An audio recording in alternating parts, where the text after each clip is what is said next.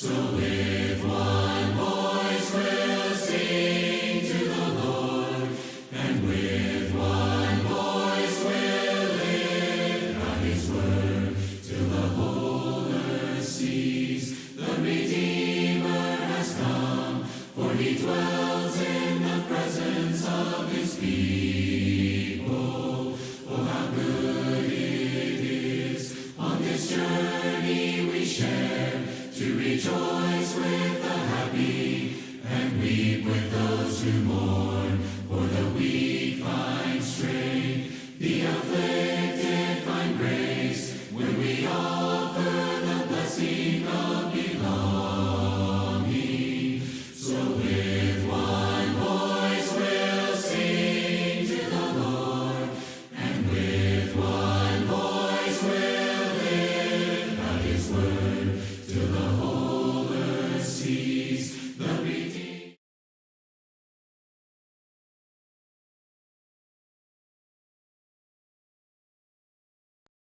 Oh, how good it is when the family of God dwells together in spirit, in faith and unity, where the bonds of peace, of acceptance and love are the fruit of his presence here among us. So with one voice we'll sing to the Lord, and with one voice we'll lift out his word, till the whole earth sees the Redeemer has come, for he dwells in the presence of his people.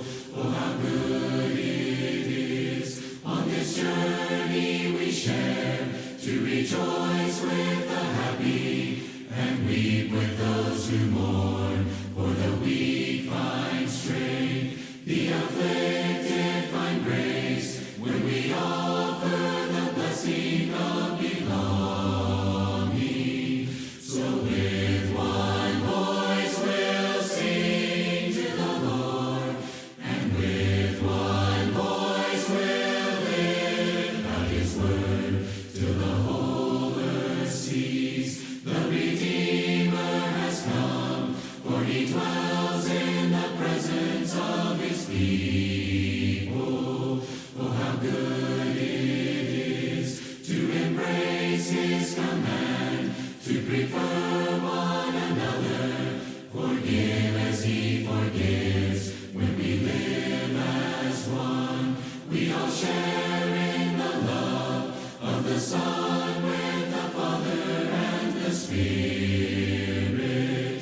So with one voice we'll sing to the Lord, and with one voice we'll lift out his word, till the whole earth sees the Redeemer has come, for he dwells in the presence of his people. So with one voice we'll sing to the Lord, and with one voice we'll lift out his word, till the whole earth sees the Redeemer has come, for he dwells in the presence of his people. For he dwells in the presence of his people.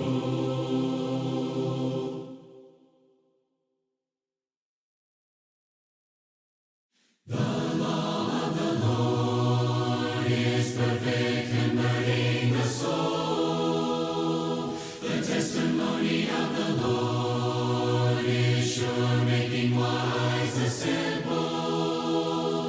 More to be desired are they than gold, yea, than much fine gold. Sweeter also than honey, and the honeycomb. The statutes of the Lord are right, rejoicing the heart.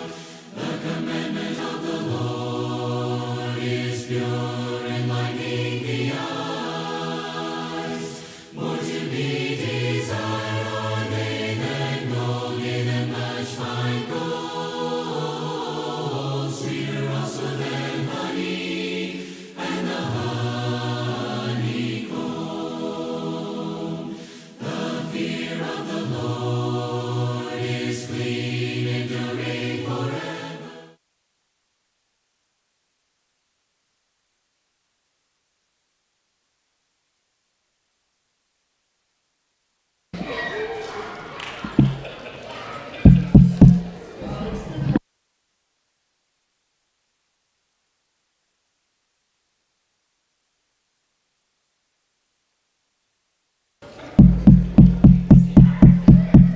Okay.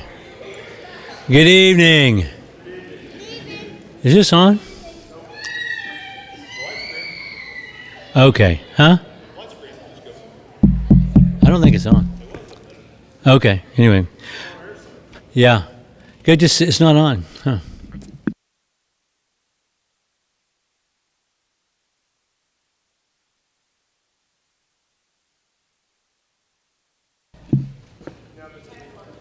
Okay. Good evening. That's still me. Huh? Okay. It's good to see everyone here this evening, especially if you're visiting with us. Thank you so much for being here at this rehearsal for the actual service later on. No, I'm just joking. And just saying, today is National Bald is Beautiful Day. So anyway, it's good to see everyone here this evening, especially if you're visiting with us. We're going to have a few songs and a prayer, and then we're going to have Bible class in just a minute. But before we begin, we want to make some announcements. The big news is that Aubrey Ann Avery is here. She was born on Monday, 3/32. I didn't get how much she weighs, but she's about like that. So anyway, yeah, Christine saw her today. So anyway, we're very happy that mom and daughter are home and doing well, and we want to keep that family in prayers. We look forward to seeing baby Aubrey soon. Just an announcement that goes with this, and I hope I get all these details right. We are, thank you. Okay, there's a brown Honda CRV with the lights on. That sounds like Foster's car. The Foster's in the other building. Oh, well, anyway. We'll deal with that in a minute. There's going to be a diaper shower for a new baby Aubrey, and we'll be collecting diapers for the newborn baby Aubrey until the 24th. We'll be collecting those in room 12, which is the Manassas Kids / Ladies Class Storage / Photographic Studio. We'll put them there. Put your names on these things that you bring in so that they'll know who has, they want to say thank you to everybody. And if you need more information, you can contact Jess Lazier about that. Okay, is that the salient, is that the important information? Okay. So we did want to mention that. We did want to mention that to you. Let's mention some folks who are in need of prayer. Some folks who are in need of prayer as we begin this evening. Maria Chavez was taken to the hospital at Fairfax Hospital Monday with fluid on her lungs and in her pericardium. So let's keep her in prayer. She struggled with congestive heart failure before and has been in that hospital before. So let's keep the Chavez family, particularly our sister Maria, in our prayers. We want to continue to pray for so many who are dealing with health issues and challenges. Juanita Bullard, let's not forget Vera Reddick, Larry Half, John Brady, Dr. Brady, Cindy Welch, Jim Webster, among others, and then all those fighting cancer. Tina Caffey, Foster Caffey, Phil, Taylor, Ed Work, Wes Ray, Diane Walker, Clyde Kemp, and I think we have a few other names on our cancer prayer list as well in your announcements. Just some upcoming events that we need to remind you of. There is an evangelism seminar on Saturday, 9 to noon. I'll be conducting that. That's in the fellowship room. And we're going to be talking about some New Testament models of sharing the gospel and good habits and tools and resources and things like that. So that's 9 to noon in the fellowship room, and I hope you'll join us for that on Saturday. Also, on the 17th, Sunday, immediately following morning services, Big Lads to Leaders meeting in the fellowship room. You can see John Sullivan for more information about that. There's also a youth group devotional on the 17th at the Tomlinsons. That's correct, right? Yeah. Between Sunday morning and PM service. Okay, so looking forward to that. That's always a great event. And then on the 18th, next Monday, we're going to be resuming Monday night for the Master for the fall. And so that's 6 to 8 on a Monday night, and dinner's provided, and there are lots of jobs to do. So hopefully you come out for that. We're hosting the area-wide Spanish-speaking ministry service. We do this every year. It's coming up September 24th, Sunday evening. Really looking forward to that. Our Mike Mendez's dad, can we call him Old Mike Mendez, Mikey? Can we call him that? Okay. I'm not going to say it to his face, but he's not here. So behind his back, Old Mike Mendez will be our speaker. And he's spoken here several times before and spoken at our men's retreats too. And looking forward to him being here. That's at 5 o'clock. 5 o'clock. And not 6. Did want to remind you of that. The retreat's coming up into the month, the 29th through October 1st. Dorcas Day on the 7th. Details about that are on your announcements. Let's not forget that we're collecting a wedding shower gift for Mallory and Matthew Schleifer. And you can see my wife about that, or Lori Dennis, right? It's a money tree. Yeah, I should have said that. A money tree or a card shower. Yes, we're not sending cutlery and china and stuff like that. This is a money tree and a card shower. They were married just a few weeks ago, and if you didn't know, Mallory was the former Miss Mallory LaFerrier who grew up here. So now she's Mrs. Mallory Schleifer. Okay, if we have no other announcements, let's lift our voices together and sing praise to God.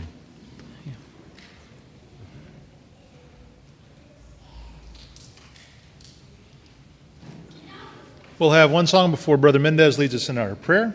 That's number 55 in the songbook, Beyond This Land of Parting. We'll sing all 3 verses.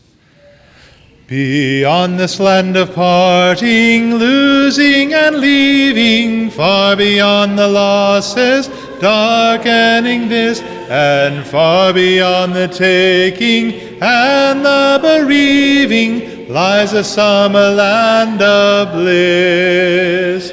Land beyond, so fair and bright, land beyond, where is no night, summer land, God is its light. Oh, happy summer land of bliss.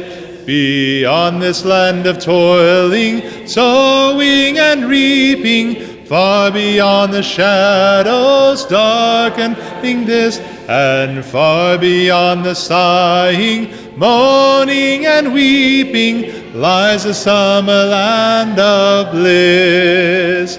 Land beyond, so fair and bright, land beyond, where is no night, summer land, God is its light. Oh, happy summer land of bliss. Beyond this land of waiting, seeking and sighing, far beyond the sorrows darkening this, and far beyond the pain and sickness and dying, lies the summer land of bliss.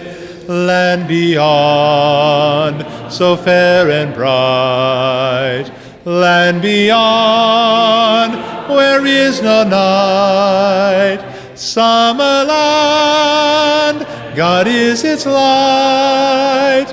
Oh, happy summer land of bliss. Brother Mendez.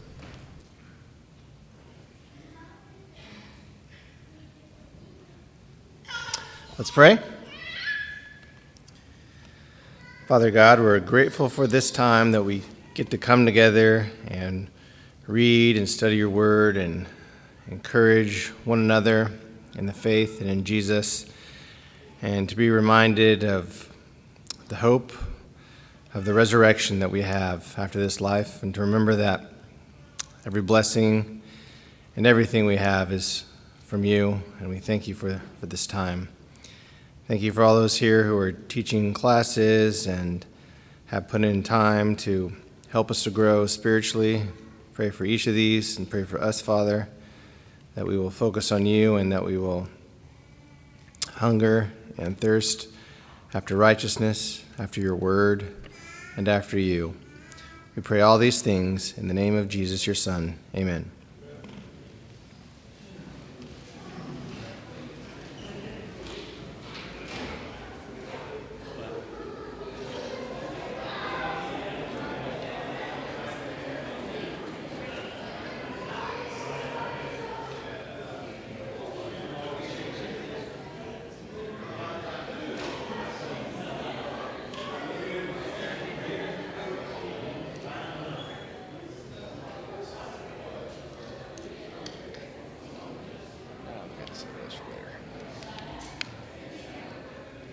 All right. All right, testing.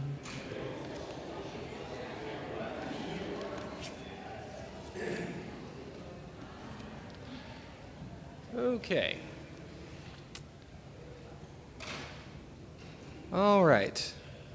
Can everyone hear me? Testing 1, 2. Okay, cool. I'm just now realizing that our clock is placed in a very interesting, I should say, position. The way that the clock is right now, I see the glare from the lights, and so I cannot read the time, just to warn you all. So we're going to be going by the bell today. All right, so this is the Wednesday evening class on Esther. If you are looking for another class, we certainly have some if you would like, or you can stay and listen to me.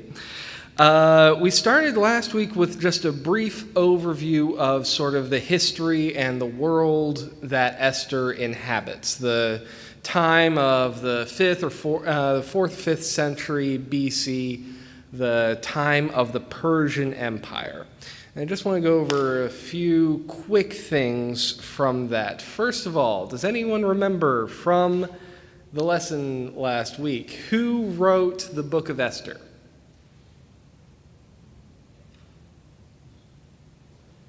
Anyone? Anyone? Anyone paying attention? Yes. I don't know. Exactly. Thank you. Someone was paying attention. We have no real solid foundation as to who wrote the book of Esther.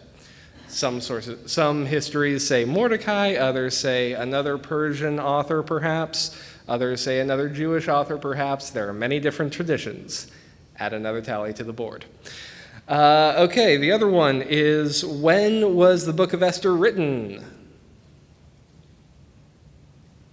Again, we don't know. Again, we're not really sure. The book of Esther, we have some fragments going back farther than others, but around usually 2nd, 3rd century BCE is when you're going to see a lot of scholarly sources have that. That's when we have it in its entirety. That's when it joins the Jewish canon, the closed canon of the Hebrew Bible. Some scholars will put it. That's why Esther makes the cut in the Bible, but the book of Maccabees does not, just by when it was written. Okay, so we're going to be starting in Esther this week. We are going to be doing chapter 1. So Barry gave me the fall quarter to do Esther. Fall quarter has 13 weeks. We're going to take 1 week during Thanksgiving. Thanksgiving's usually set aside where we do a congregational hymn sing, since we know a lot of people are going to be traveling out and a lot of people are going to be traveling in. It just makes sense to just do something else for that week. The book of Esther has 10 chapters. There are 13 weeks in the quarter. 1 week off for Thanksgiving, so that gives us 1 at the beginning and 1 at the end, and 10 weeks to go through the 10 chapters of Esther. Will we do that? No, but it's a good goal nonetheless. All right. So, Book of Esther, chapter 1. Now, as I said, I'll be using the English Standard Version. That's the version that's in your pews. But if you're using a different translation, if you're using NIV, KJV, NSRV, Message, whatever. Keep your antenna up, keep your eyes open for a few differences, and we may talk about some of those differences as we go through. All right. Chapter 1, and I'm going to be reading through verse 9. Now in the days of Ahasuerus, the Ahasuerus who reigned from India to Ethiopia over 127 provinces, in those days when King Ahasuerus sat on the royal throne in Susa, the citadel, in the 3rd year of his reign he gave a feast for all his officials and servants, the army of Persia and Media, and the nobles and governors of the provinces were before him. While he showed the riches of his royal glory and the splendor and pomp of his greatness for many days, 180 days. And when these days were completed, the king gave for all the people present in Susa, the citadel, both great and small, a feast lasting for 7 days in the court of the gardens of the king's palace. There were white cotton curtains and violet hangings fastened with cords of fine linen and purple to silver rods, and marble pillars, and also couches of gold and silver on a mosaic pavement of porphyry, marble, mother of pearl, and precious stones. Drinks were served in golden vessels of different kinds, and the royal wine was lavished according to the bounty of the king. And drinking was according to this edict: there is no compulsion. For the king had also given orders to all of the staff of his palace to do as each man desired. Queen Vashti also gave a feast for the women in the palace that belonged to King Ahasuerus. So this I see as kind of this chapter 1 that we're going to be diving into is sort of the prologue to the book of Esther.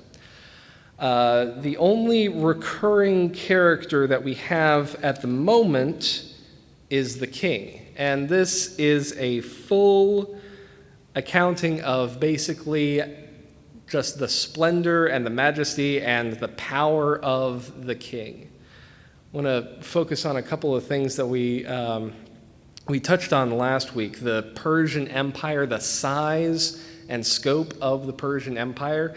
In Esther, it says there are 127 provinces from India to Ethiopia. That's an empire stretching 3 continents. He has provinces in Europe, in modern-day Greece, in Bulgaria, in the Balkan Peninsula there. He has provinces in Asia, from Turkey, modern-day Turkey, Iraq, Iran, Afghanistan, Pakistan, possibly into India, but we're not sure. But he definitely was trading he was known in India. He was known up to the Central Asian steppes, up into modern-day Kazakhstan, modern-day Russia, Central Asia, around the Caspian Sea, and then down into Egypt, Sudan, the Red Sea along the coastline as well. And that is huge.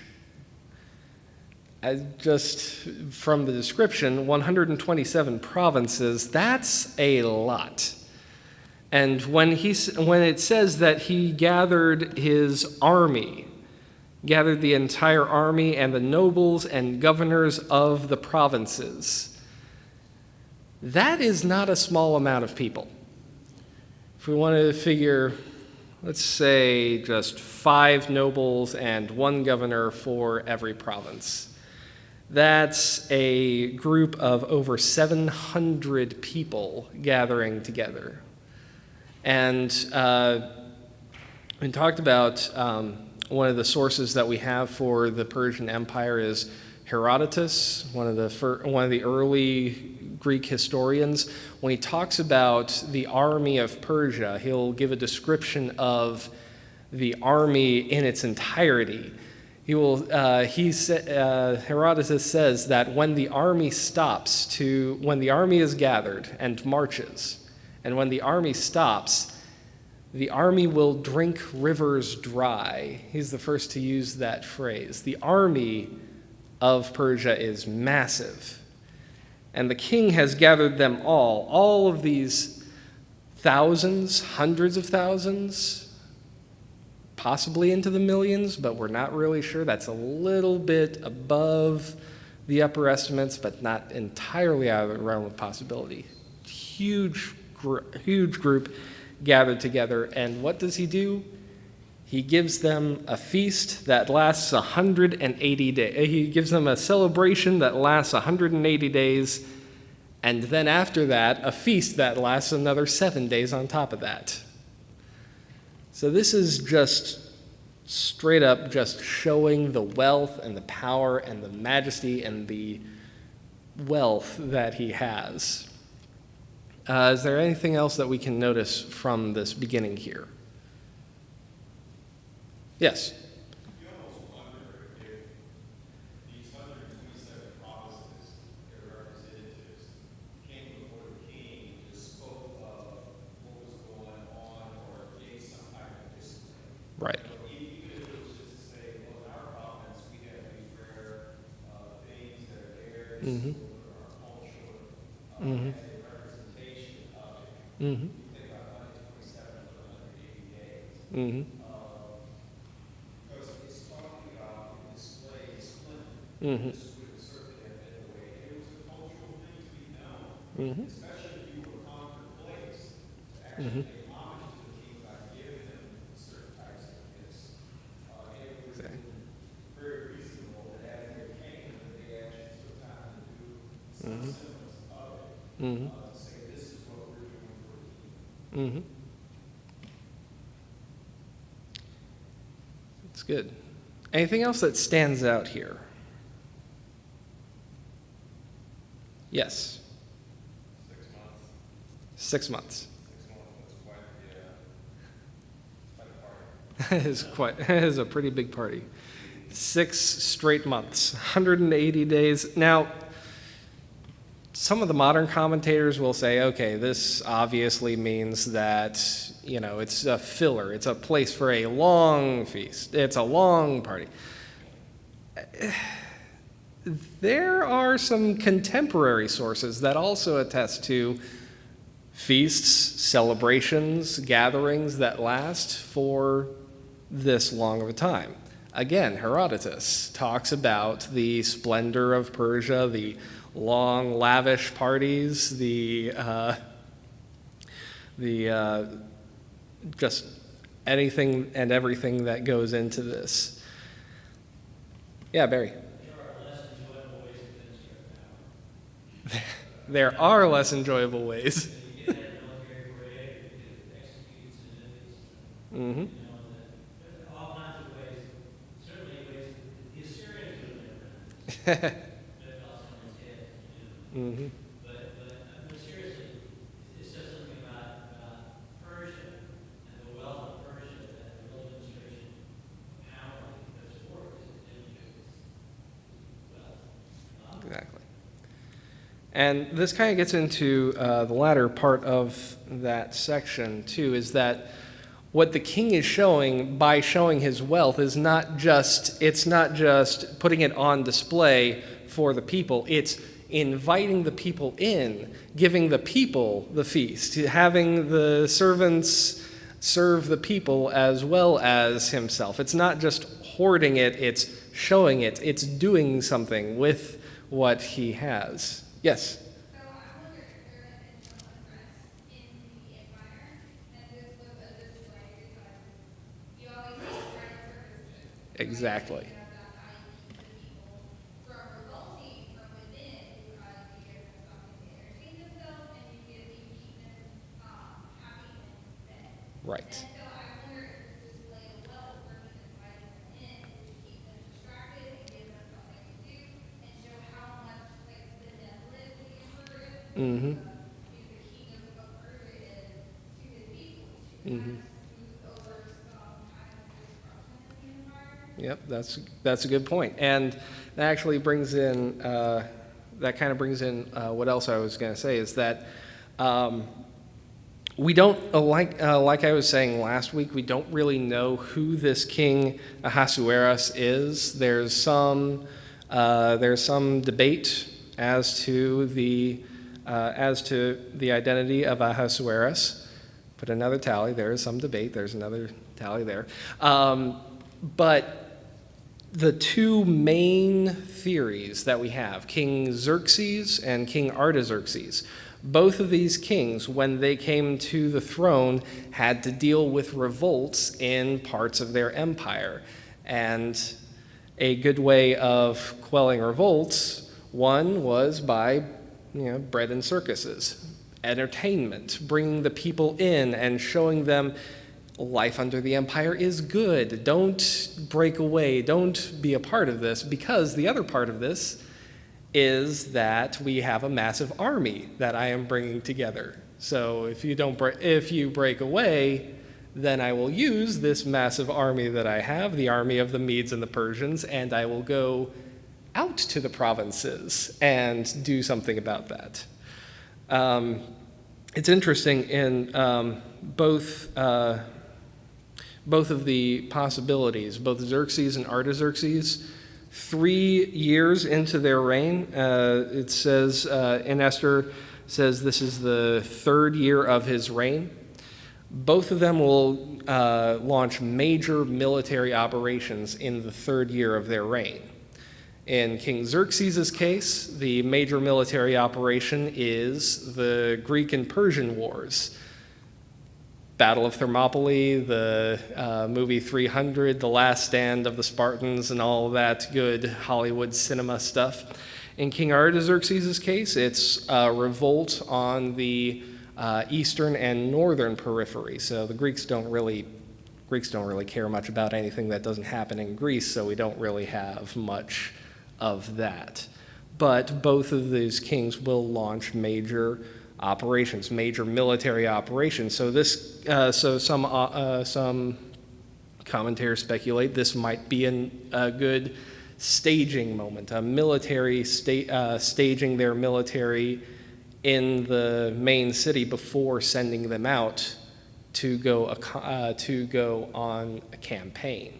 So just food for thought there. Okay. All right, moving on to the next part. Now, this next section, sometimes the Bible editors will put in paragraph headers. They'll put in chapter titles. Sometimes they're beneficial, sometimes they're not. Sometimes they're just descriptive, but this one I have as Queen Vashti's refusal. Does anyone have anything different in their Bible? The chapter, the section heading for that, just Queen Vashti's refusal. I ran across a couple. This is not the first time I've gone through Esther. This is not the first Bible that I've used when going through Esther.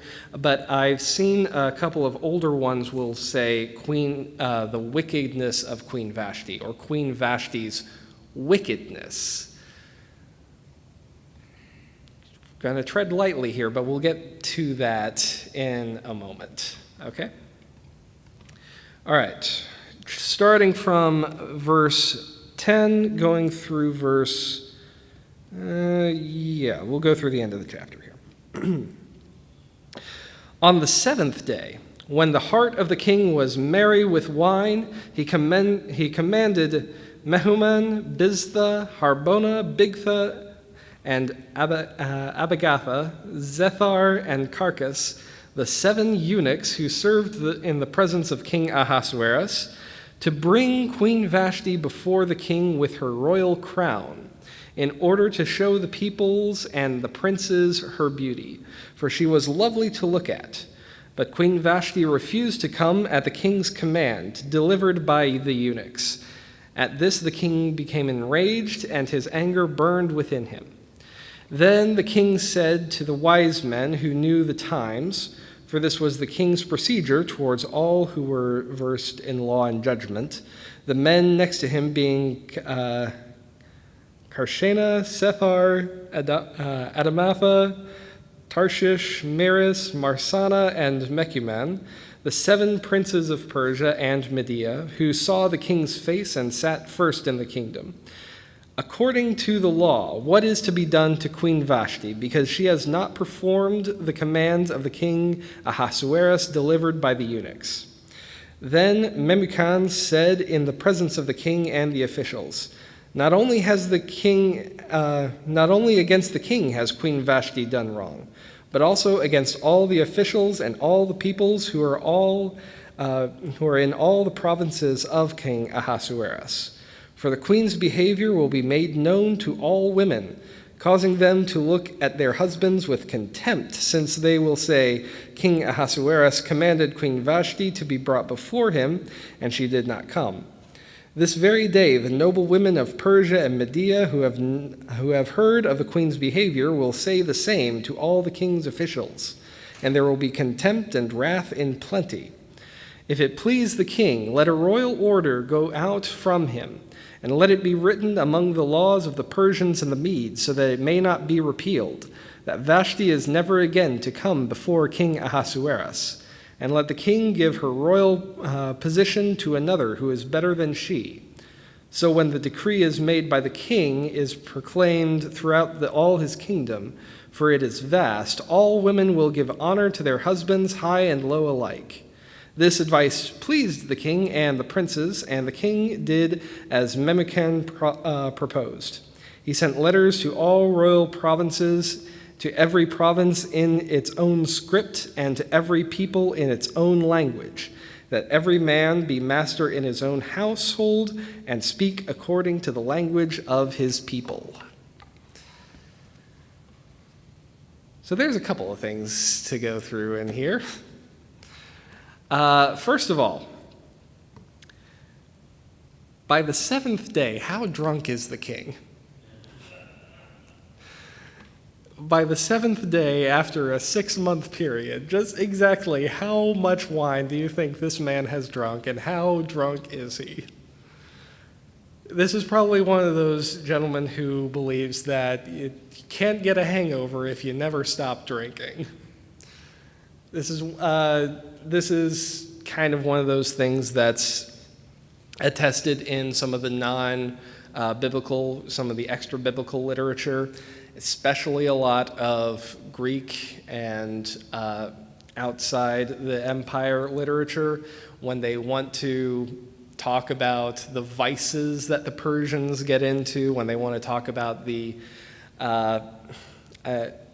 Voltaire in the 18th century will talk about the wooden shoes going up the civilizational ladder and the silk slippers going down. They try to paint the Persians as the walking in the silk slippers going down the civilizational hill. This is a civilization in decline. They talk about how much these Persians eat, how much these Persians drink, and how it affects them and how it goes into their mindset. So just think about how drunk the king is when he gives the command to Queen Vashti. And then how drunk are the officials that he's talking to as well? And, you know, when you're in certain company and you start talking and you start saying, well, I should do this, and the people around you are very, accommodating. They want to support you, especially if you have the power of life and death over them. So they're not exactly going to be ones to say, well, maybe you shouldn't do this, maybe just wait a bit, maybe just let it cool off a bit. No. We got to move now. We got to do this now. We got to have this happen now. And it not only is it going to affect here, it's going to affect every person in the empire. It's going to affect every person across the face of the known earth. We're going to write this in every language in the nation. We're going to write this in the Ethiopian script. We're going to write this in hieroglyphics. We're going to write this in Hebrew, Aramaic, Persian, Farsi. We're going to write this in every language that we have available so that every person knows exactly how badly Queen Vashti messed up in this. Or at least that's what they're saying amongst each other. So we see a lot, we're going to see a lot as we go through the book of Esther. We're going to see a lot more of this kind of thinking, a lot more of this kind of expansive thinking, this kind of, the things that happen here, the things that happen in this palace, the things that happen among these people don't just affect the people in the story. They affect the people throughout the empire. The proclamations made by the king are official and cannot be repealed and will not be repealed throughout the entire kingdom. Yes? You raised an interesting point. If actually came from a family of royalty, which very likely she did, she probably was a slave wife. Right. She understood some of these things that could happen. Right. I'll never forget one Sunday, very, very early in our marriage.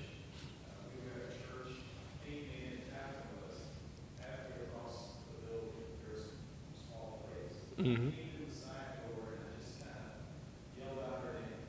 One of the oldest sisters, she pulled me by my ear, not physically, but figuratively.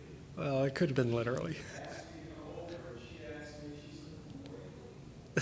And she heard who I was calling. Uh-huh. She helped me understand that was not what a husband does for a wife. Yeah.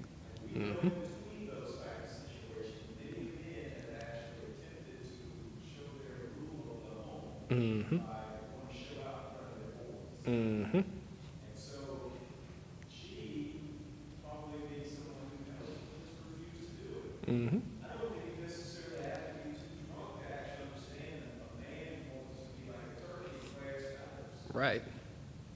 And this is after 180 days of flaring his feathers. And after 7 days of showing exactly how big of a person he is, he's in his mind, he needs, okay, just one more show of my power, one more show of what I have. He asks her to come out in the royal dress, in the royal, what? Yeah, with the crown on, with the, basically come out dressed to the nines as the queen, showing off his queen. And she refuses. She's likely, like you said, she's likely a noble daughter. She's likely a noble person who is used to extending the orders, not used to necessarily taking the orders from anyone but the king himself. And whatever happens, for whatever reason, this time was just one time too many. Yeah. In the Mishnahs, the Vedic literature, they quite period, surmising that he wanted to break her nakedness and stuff. That's not necessarily. It's probably just to unveil her face. Mm-hmm. Because the women would have had their own, just for them, their own vessels, Mm-hmm. and the men were permitted. Yep. Not that there wouldn't have been compromise for other women at the men's, but not. Mm-hmm. No. Mm-hmm. And yeah, I mean, I think she's an altogether sympathetic figure. Mm-hmm. The other thing, the whole notion, and it's in Esther and it's in Daniel as well. The laws of the Medes and the Persians, once you sign a law, you can't change it. It ain't just like you come from the lion's den, and the Jews are going to be pushed to hand it down. You can't change it. Mm-hmm. That people talk about that too as being a historical fact. But these judges, they have like a Supreme Court, Mm-hmm. 9 to 12, appointed for life judges that interpret the law. Mm-hmm. And their decisions were pretty much final. And so if they backed up a lot, there was a level of, you Mhm. which we experience here in Esther, Mhm. we experience in Daniel as well, Mhm. in the lives of Mhm. And this is going to come up a little bit later, this idea that, and there's a little bit of it in Daniel. There's a lot of it in Esther, and we're going to see this a lot coming up. Just because the law is there does not mean that the law is just. Does not mean that the law is right, but it is the law. So we're gonna get into that, absolutely. But here we can see just the setup of a lot of different things. The setup of why is this book happening in the first place? Why does Esther become queen? Well, because the king has a vacancy for that position and needs to have someone replace the queen. Why is it important that we know that the law cannot be amended or it cannot be changed on a whim? Because that's going to come up later. A lot of good, all the best prologues, all the best openings, all the best intros will set up exactly what you're going to be reading and exactly what you're going to be understanding as you go through. This is two households both alike in dignity. This is the best of times and worst of times. You understand going in what exactly the story is being set up. Yeah.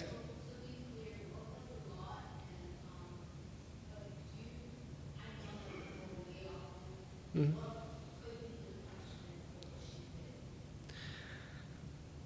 Punishment for refusing the king?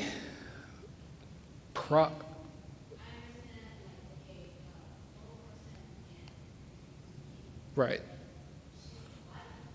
Mm-hmm.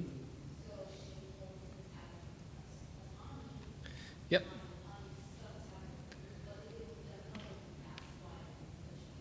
Yeah.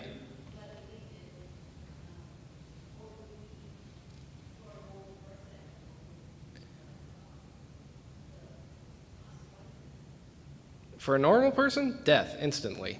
Not even a thought about it.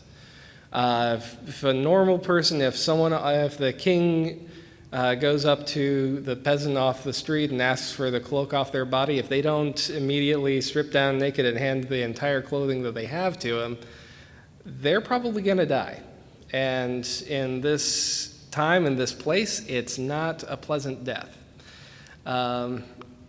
But because it's the queen, because it's done so publicly, because she's likely the daughter of one of his nobles. She's likely related to one of the major families. He can't exactly do that. He can't exactly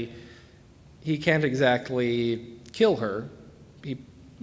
Given his state of mind, it says his anger burns within him. That Hebrew phrase has come up a couple of times before. We see it in Samuel when Saul is with David. Saul's anger burns against David. Saul wants to kill David. The king's anger burns against Vashti. The king probably wants to kill her, but he can't do that.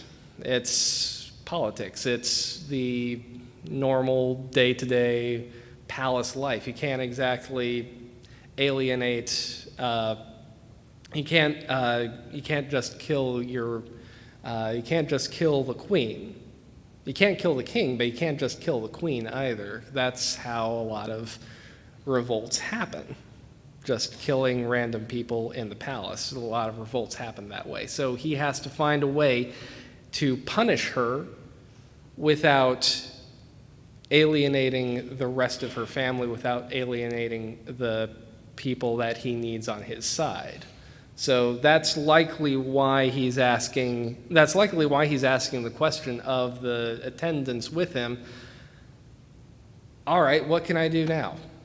She's refused me. What do I do with this? And then they collectively come up with the idea of that punishment of sending her out, basically exiling her from the palace, from the king's household, exiling her and making sure that all the people know that she was exiled because she refused the king.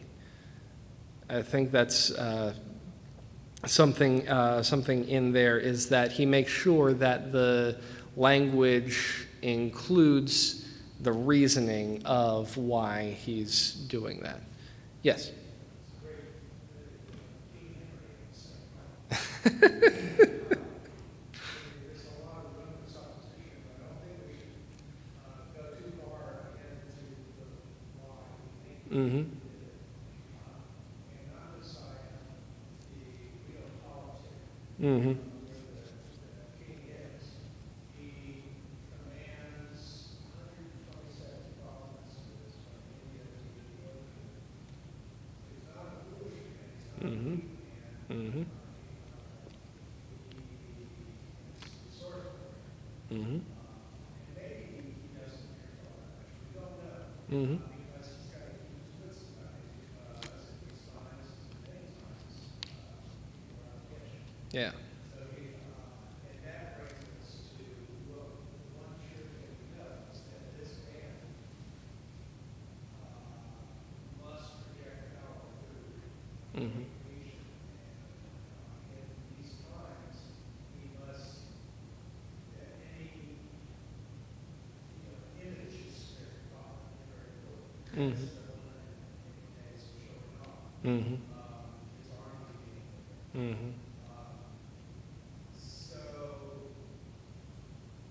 the point that he has to now administration will deal with this is why he asked Mm-hmm. and what it was.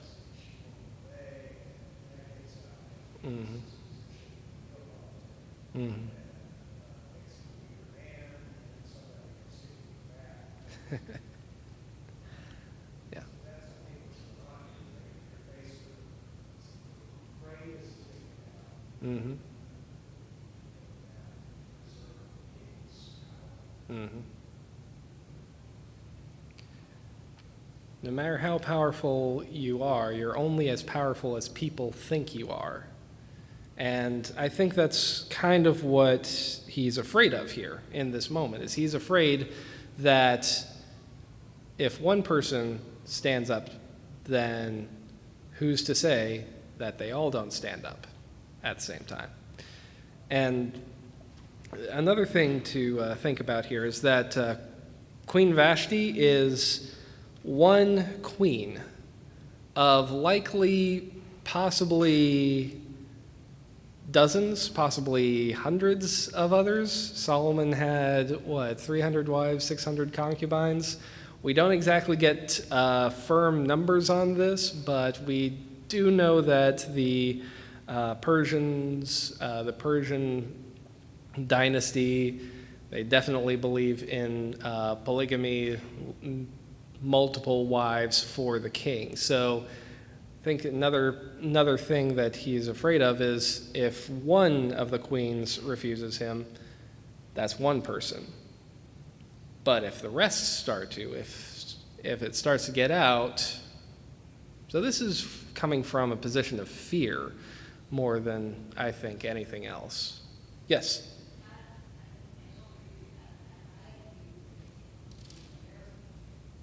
Mm.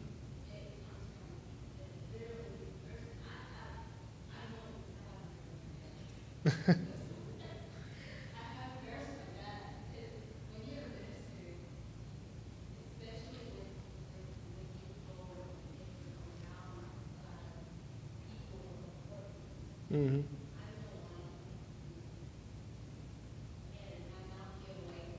Mm-hmm.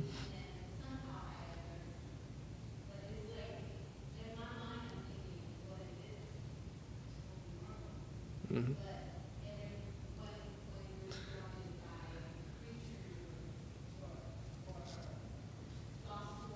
Mm-hmm.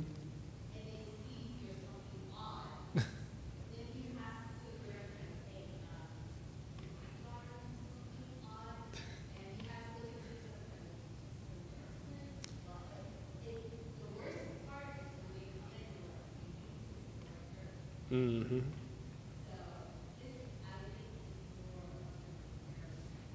Mm-hmm. Mm-hmm.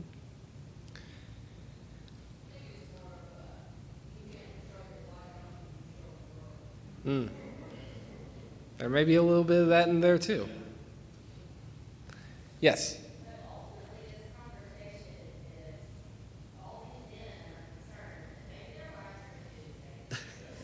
Yes.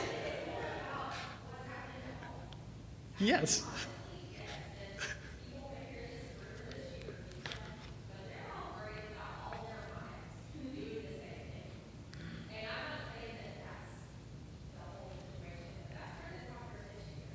Right.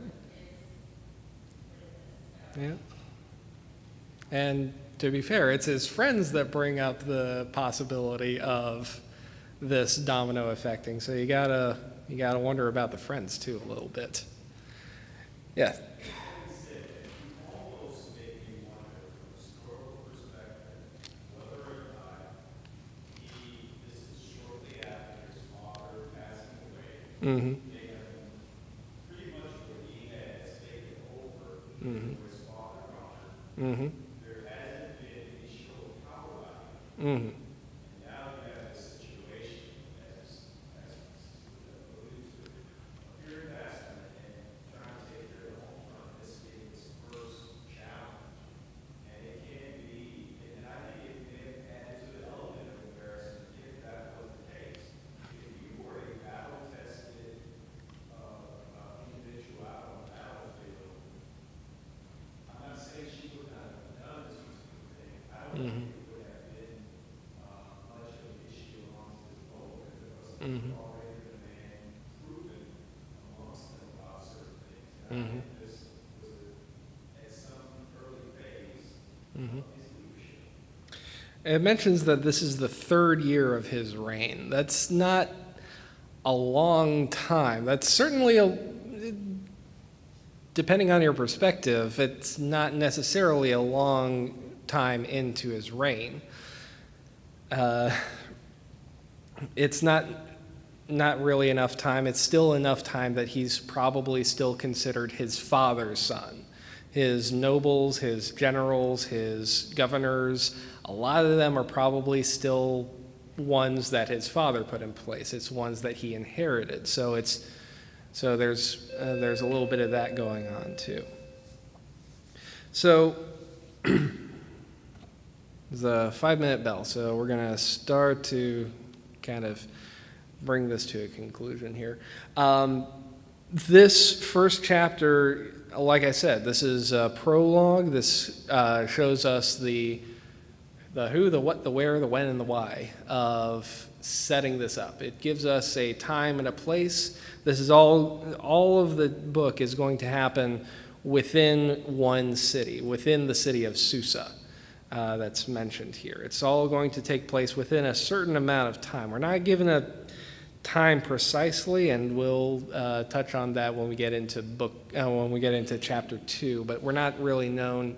It's not really known how long between the prologue and Act 1 that we really have here. But it gives us a set place, it gives us a set time, and it gives us a set person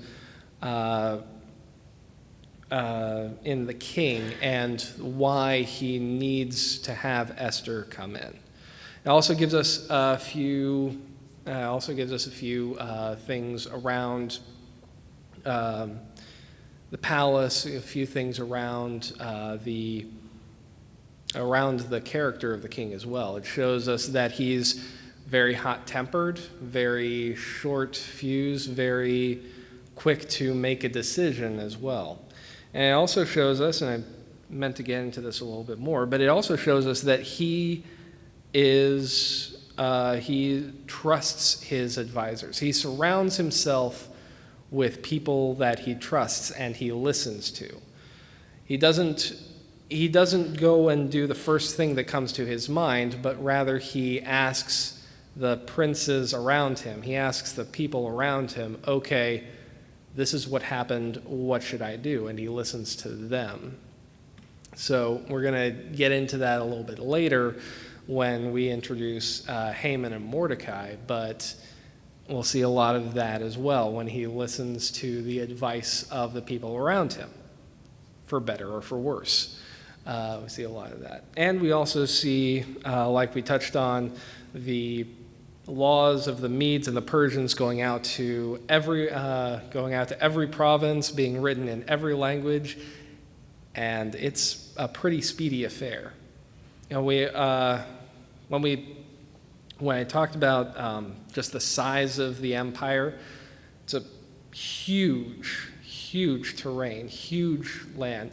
Herodotus says that it would take a full month to go from Greece to Babylon, and it would take a full month after that to go from Babylon to the capital of the Persians. So that's huge. But when the king wants something to happen, it happens quickly, and we'll see that throughout the book as well. Does anyone else have anything that they want to bring up? Any points that we might have missed or maybe just forgot? Yeah, go ahead. I want to mention, obviously we know the great in the book that this was all providential. Mm-hmm. God said all these things that would happen. Mm-hmm. But I always feel like that gets the raw end of the deal Yep. in the story. Yep. If you've ever been to any parties, young men, Uh-huh. especially when they're drunk, Uh-huh. which I have been, Uh-huh. you know, as a woman, and an attractive one at that, you don't want to be in that environment. So it says there that King's heart was merry with wine. And I'm sure it wasn't just his, I'm sure it was all of those young princes that were there. Mm-hmm. So whatever laws there were, I'm sure they would have gone out the window when she came in with the gawking Mm-hmm. and the groping and all those things. Mm-hmm. But just the idea that God set all these things in motion for the end goal that we have to see at the end of the book. Mm-hmm. He was already setting in motion a plan of salvation for his people before the threat against them had even come up. Mm-hmm. And also within the story, I want to touch on this too, is that Vashti disappears from the narrative. Vashti goes off and we don't know what happens to her. But we do know that she's not killed. We do know that the anger of the king is not so much that he was convinced or was able to kill her. So even in this, there's providence, there's still salvation for other people in the narrative.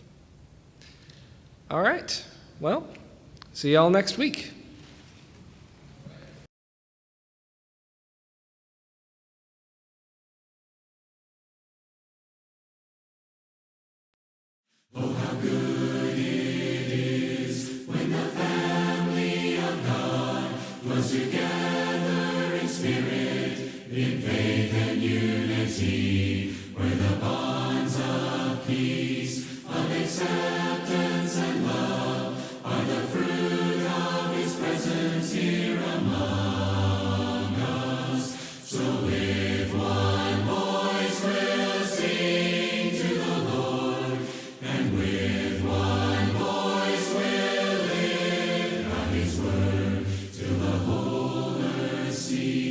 The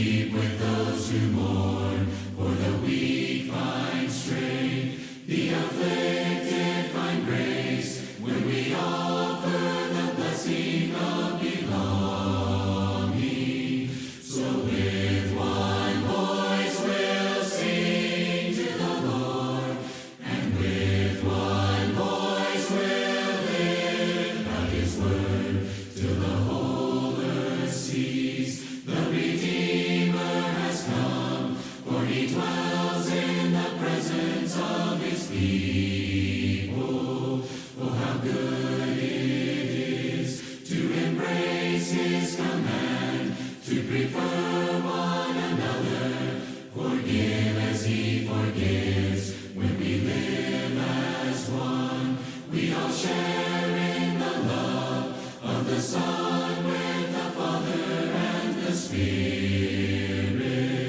So with one voice we'll sing to the Lord, and with one voice we'll lift out his word till the whole earth sees the Redeemer has come, for he dwells in the presence of his people.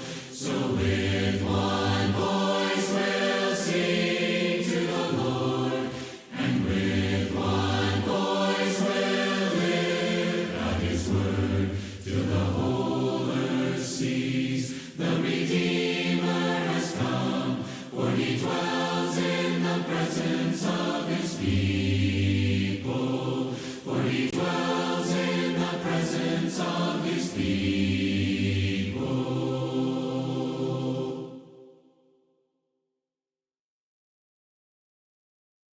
The law of the Lord is perfect, converting the soul. The testimony of the Lord is sure, making wise the simple.